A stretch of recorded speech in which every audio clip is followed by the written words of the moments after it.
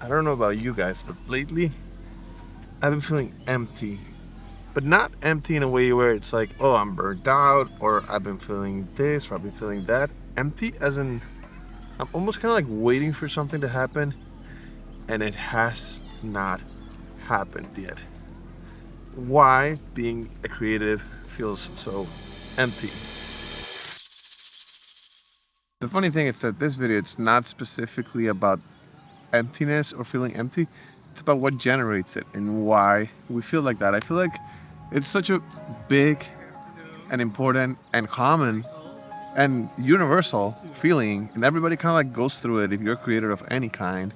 But for some reason, nobody talks about it. The first thing to think about is the word creator. Creators in general in this day and age get jam-packed into like a bunch of things, whether it's social media, photography, videography, but in reality, a creator is someone that creates something out of nothing.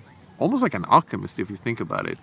The ability to generate something that doesn't exist or that just exists in your imagination and bring it into a physical, tangible, or consumable world. The act of creating, it's fundamentally a series of choices. You're making choices as to what this thing is going to be, what color it's going to be, whether it's going to be yellow, purple, red. Those choices, it's what makes it unique. That's why it's not replicable, because the choices you make might not be the choices other person makes. And precisely those choices, it's what could either make it very gratifying, but at the same time, it can make it very overwhelming.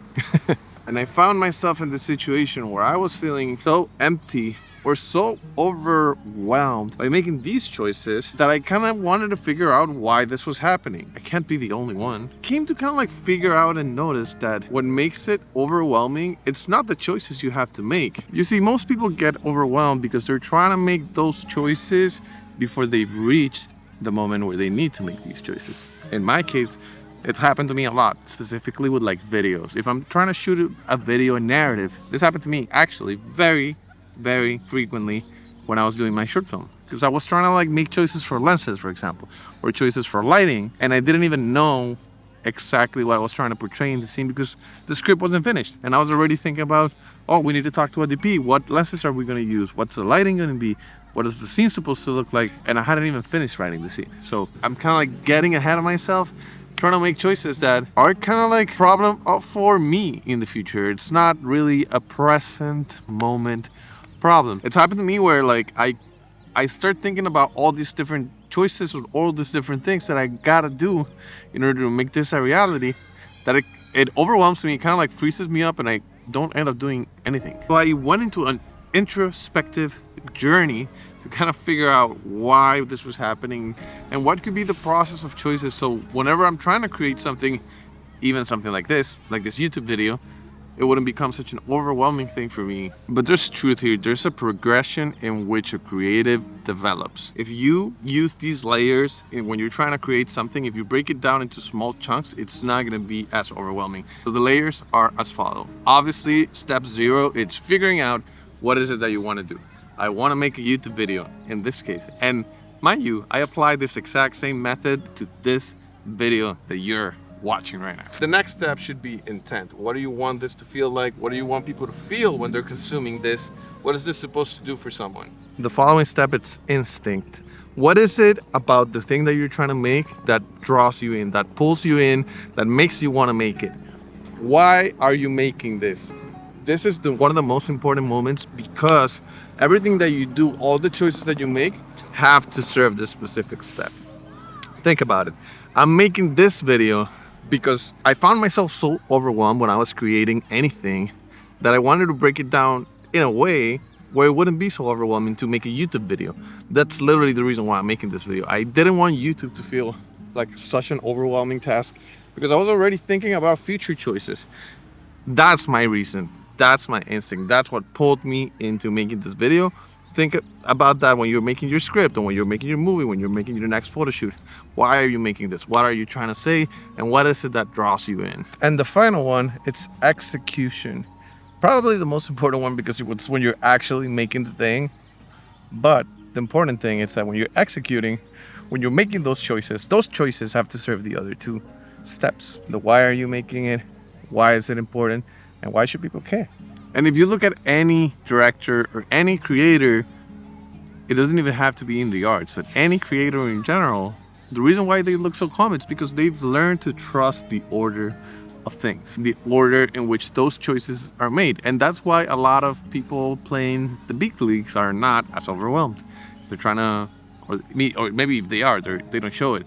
But I promise you that everyone's trying to like stick to the process. I promise you, everyone's just trying to make those choices when the moment to make those choices comes.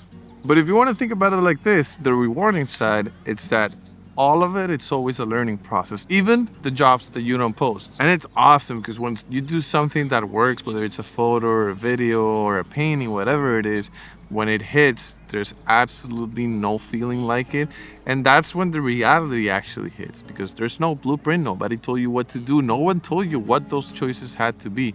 And I promise you, you could repeat those series of choices on your next project and it might not work, right? It's a series of different things, a series of things that happen at the same time in order for that quote-unquote success to happen.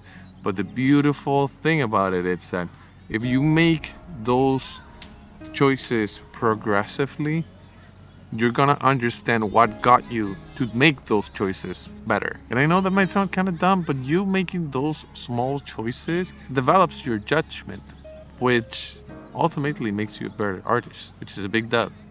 So all projects matter, even the bad projects, the good projects, all of them, they all matter.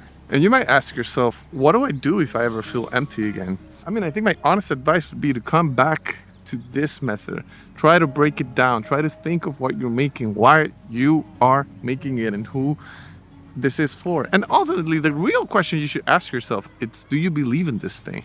Because if you believe in this thing, then nothing else matters. And I promise you, you believing in the thing, but actually believing, you gotta believe it to your core. Not like, oh, I believe it. No, you gotta actually believe it. If you actually believe in the thing, I promise you, you are unstoppable. And I promise you, there's nothing that's gonna replace that feeling of you actually believing in the thing. Because if it works out and other people start believing, you were the first to believe. But it also works the other way around. If you don't believe, then no one will believe. And that's kind of like a difficult reality to live with, because when you're being a creator, you get to decide what that success looks like for you. You get to decide when is it a dub and when it's not. It's kind of like what Rick Rubin said. Think about it. The minute you put something out into the world, you have no control over it. So what's real success? The real success is that we finished it, or that the process was awesome, or that we got to enjoy what we were making.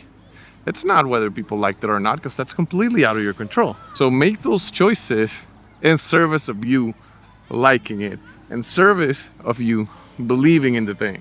And hey, listen, give yourself a little pat on the back. You're still here. You're still making it. You're still shooting. You're still creating. So we're all proud of you. Lock in. We are gonna get through this. And if this is your first time watching this video, or maybe your second time, welcome back.